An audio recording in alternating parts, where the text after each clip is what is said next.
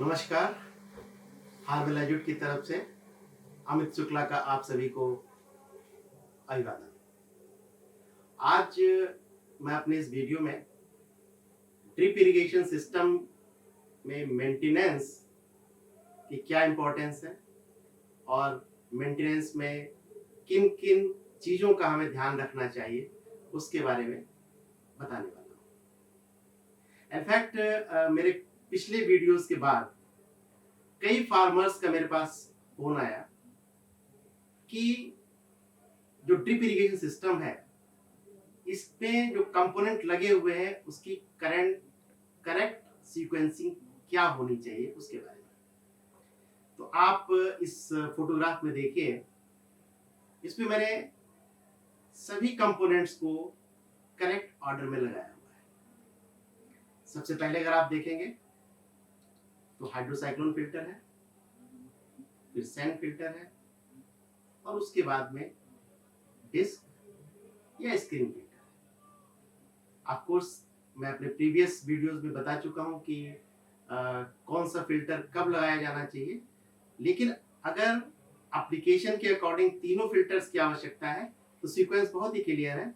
सबसे पहले hydrocyclone filter, फिर सैंड या मीडिया फिल्टर और सबसे अंत में स्क्रीन या डिस्क फिल्टर। इसके बीच में मीडिया फिल्टर और डिस्क फिल्टर के बीच में हम वेंचुरी को लगाते हैं। डिस्क फिल्टर के बाद हमारा शुरू होता है मेन लाइन, सब मेन लाइन और लेटरल लाइन्स। इस पिक्चर में मैं आप लोगों को दिखाना चाहता हूं कि कई बार हम लोग फिल्टर को लगा तो देते हैं लेकिन ये भूल जाते हैं कि फिल्टर को क्लीन करने के लिए सफिशिएंट स्पेस वहां पर है या नहीं है।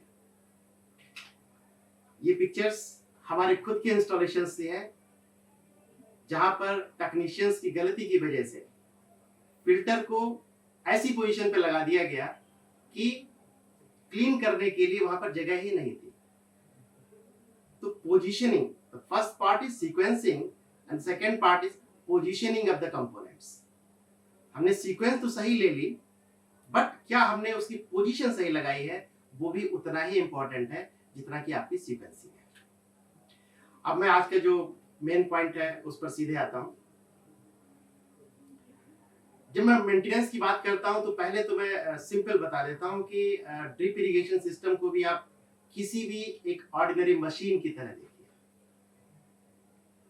जिस तरह मशीनों में एक पर्टिकुलर टाइम के बाद मेंटेनेंस की जरूरत पड़ती है, उसी तरह ड्रिप इरिगेशन सिस्टम को भी एक पर्टिकुलर टाइम के बाद मेंटेनेंस की जरूरत पड़ती है। मेंटेनेंस में क्या क्या चीजें होनी चाहिए, देखिए एक बहुत ही अच्छी बात है कि ड्रिप इरिगेशन सिस्टम में उतनी मेंटेनेंस नहीं चाहिए होती जितने की बाकी की किसी भी मैकेनिकल मशीनों में चाहिए।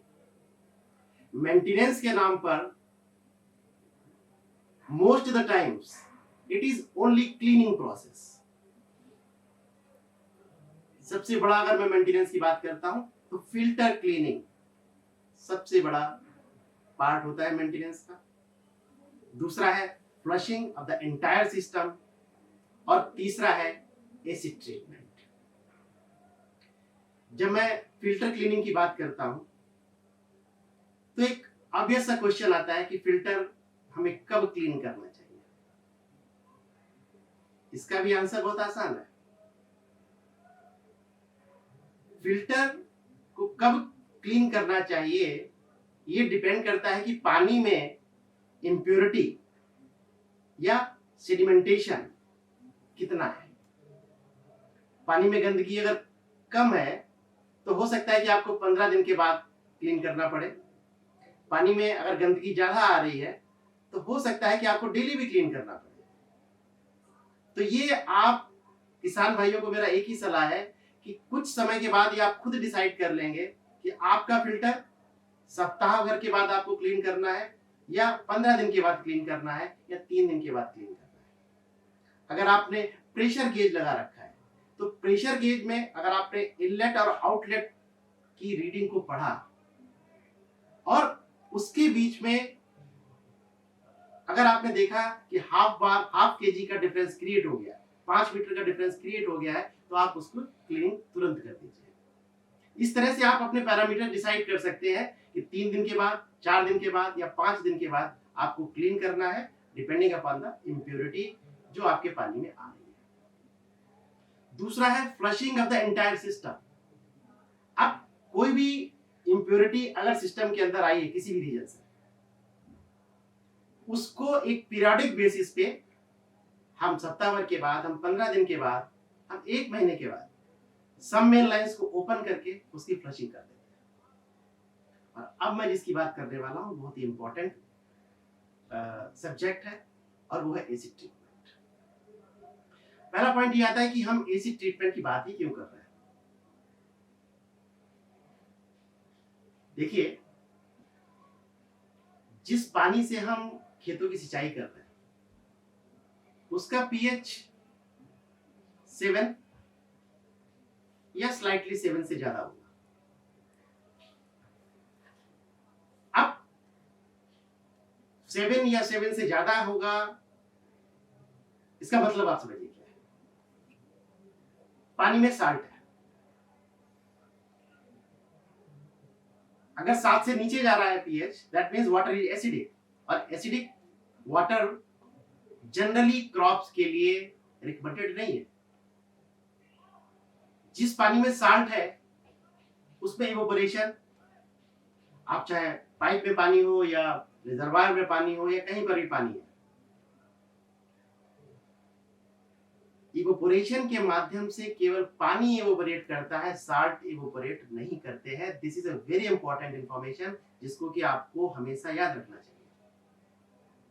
अब जो साल्ट है, चाहे वो आपके ड्रिपर में है, चाहे आपके पाइप में है या कहीं पर भी है, इवोपोरेट क्या हुआ, पानी, रह क्या गया, साल्ट। अब ये साल्ट डिपोजिशन है, ये जिसको सफेद पाउडर की फॉर्म में आप अक्सर देखते होंगे, ये हमारे ड्रिपर्स को ब्लॉक करता है। ड्रिपर्स को ब्लॉक करने के बाद हमारी यूनिफॉर्मिटी डिस्टर्ब होती है, हमारा डिस्चार्ज वेरी करता है, and number of times dripper 100% clog भी होते हुए हमने देखा है। इसका समाधान है एसिड ट्रीटमेंट। अब एसिड ट्रीटमेंट की जो मैकेनिज्म है, ऑनेस्टली ये कोई रॉकेट साइंस नहीं है, बहुत ही सिंपल है। मैं अगले जस्ट 2 या 3 मिनट में आपको पूरा एसिड ट्रीटमेंट बता देता हूं। सबसे पहला, जब हम एसिड ट्रीटमेंट का डिसीजन लेते हैं,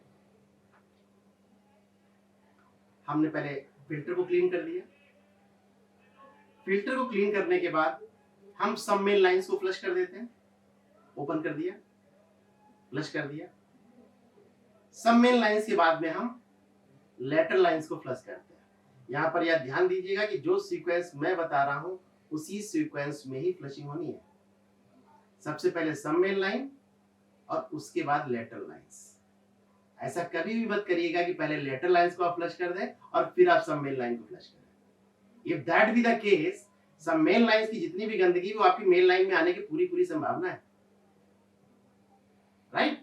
तो जब आपकी सब मेन लाइन फ्लश हो गई, जब आपकी लेटरल लाइन फ्लश हो गई, उसके बाद आप पहले लेटरल लाइंस को बंद करेंगे, उसके बाद आप सब मेन लाइन को बंद करेंगे। यहां तक समझ में आ गया? इसके बाद पूरे सिस्टम को आप 1.5 kg प्रेशर पर 15 से 20 मिनट चलाइए। इट मींस फ्लशिंग हो गई है, सिस्टम एट ए डिजायर्ड प्रेशर ऑपरेशन में आ चुका है। Now the acid treatment will start. अब यहां पर मैं 2-3 चीजें कुछ टेक्निकल बताता हूं। Entire acid treatment process need to be completed in just 15 to 20 minutes of time. Very important. That means जो भी कैलकुलेशन होगी वो 15 से 20 मिनट में आपकी पूरी करनी होगी। अब यहां पर देखिए, 4 तरह के एसिड्स हैं जो हमारे ऑपरेशंस में यूज होते हैं।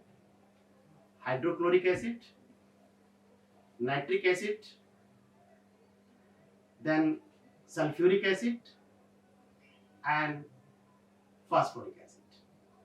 कौन सा एसिड यूज करना है, कितनी मात्रा में यूज करना है, इसके लिए मैं आपको अगले वीडियो में बताऊंगा। बट यहां पर मैं इतना बताऊंगा कि जो हमने एसिड ट्रीटमेंट फ्लशिंग करने के बाद उसके एंड फ्लक्स को बंद करने के बाद जब मैंने कहा कि अब राइट टाइम आ गया है इसका एसिड ट्रीटमेंट स्टार्ट करने के लिए, तो मैंने कहा कि entire process need to be completed in just 15 to 20 minutes of time, right.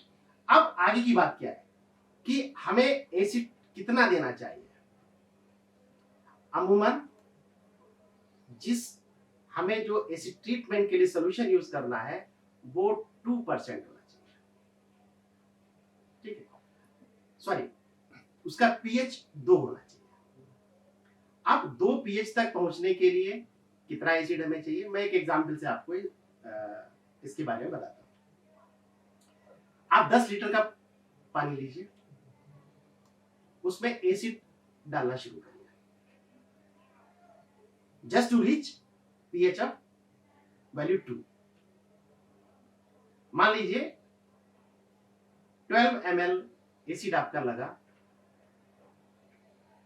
2 pH पहुंचने के लिए, ठीक है। 10 लीटर में 12 ml, दैट मीन्स अगर हमारे पास 1000 लीटर का पानी है तो हमें कितना ml चाहिए, 1200 ml या 1.2 लीटर। अब केवल हम यहां पर रुक जाते हैं। हमने क्या कहा कि 1000 लीटर के लिए हमें 1.2 लीटर एसिड मिक्स करना पड़ेगा to achieve a pH value of 2। Close. Now मान लीजिए कि आपका जो पानी आ रहा है, जो फ्लो है, वो है 20,000 litre per hour, 20 cubic metre per hour का फ्लो आपका आ रहा है। अब जो भी डिजायर्ड पीएच है वो हमें कितने मिनट में पहुंचाना है, 15 मिनट में। 15 मिनट में आपका फ्लो कितना होगा, 5000 लीटर। छोटी सी इक्वेशन है, आप लोग खुद कर सकते हैं। 1000 लीटर को 2 पीएच वैल्यू पहुंचाने में हमें चाहिए 1.2 लीटर एसिड, तो 5000 लीटर पानी को 2 पीएच वैल्यू पहुंचाने के लिए हमें एसिड चाहिए 1.2 into 5, that means 6 liters of acid will be required to bring down the pH value to 2, 5000 litre के पानी। क्लियर? हमारा एक पॉइंट क्लियर हो गया कि हमें 6 लीटर एसिड चाहिए 5000 लीटर पानी में मिक्स करने के लिए, राइट। अब क्वेश्चन ये आता है कि 6 लीटर पानी को हम सक किससे करने वाले हैं, बेंचुरी से। मैं बेंचुरी इसलिए बता रहा हूं क्योंकि बहुत से मैकेनिज्म अवेलेबल है, फर्टिलाइजर टैंक भी यूज कर रहे हैं, फर्टिगेशन ऑटोमेशन में भी हम जा सकते हैं, बट जस्ट फॉर इजीनेस मैं बेंचुरी को लेता हूं, और उस बेंचुरी को लेता हूं जिसका मान लीजिए सक्शन फ्लो है 200 लीटर्स पर आवर। 200 लीटर्स पर आवर का मतलब ये हो गया कि 1 घंटे में आपका जा रहा है 200 लीटर। आपको कितना मिनट मिलेगा, 15 मिनट। 15 मिनट में आप कितना सक कर पाएंगे, 50 लीटर। क्लियर? कैलकुलेशन बहुत सिंपल है और इसमें कोई बहुत ज्यादा मैथमेटिक्स भी नहीं है कि 200 लीटर वेंचुरी खींच रही है 1 घंटे में, तो 15 मिनट में कितना खींचेगी, 200 डिवाइड बाय 4, 50 लीटर्स आ गया। तो 50 लीटर्स पुट टुगेदर, जिसमें आपका एसिड भी होगा और पानी भी होगा, हमें 15 मिनट में खींचेंगे। और हमें एसिड कितना डालना है, 6 लीटर, दैट मींस पानी कितना होगा, 44 लीटर। दैट्स इट, यही कैलकुलेशन है।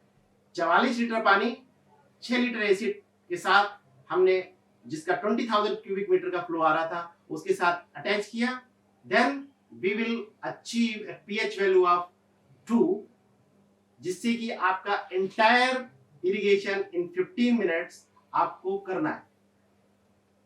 और इस 15 मिनट के बाद आप सिस्टम को बंद कर दीजिए for a period of 24 hours. 24 घंटे आप सिस्टम को बंद रखिए। 24 घंटे जब आप सिस्टम को बंद रखेंगे, उसके बाद आप सबसे पहले क्या ओपन करेंगे, सबसे पहले आपको सब मेन लाइन को फ्लश करना है।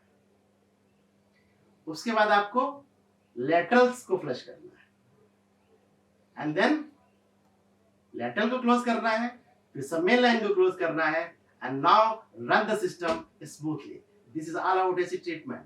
बहुत ही सिंपल मैकेनिज्म है, बहुत ही आवश्यक है। जब तक हम एसिड ट्रीटमेंट के बारे में नहीं जानते हैं, जब तक हम एसिड ट्रीटमेंट के प्रोसीजर्स को फॉलो नहीं करते हैं, बिलीव मी, आप ड्रिप इरिगेशन की इंपॉर्टेंस को शायद उतने अच्छे से यूज नहीं कर पाते हैं जितना कि करना चाहिए। मेरे अगले वीडियो में मैं किसी और सब्जेक्ट के साथ आपके समक्ष फिर हाजिर होऊंगा। तब तक के लिए नमस्कार, थैंक यू।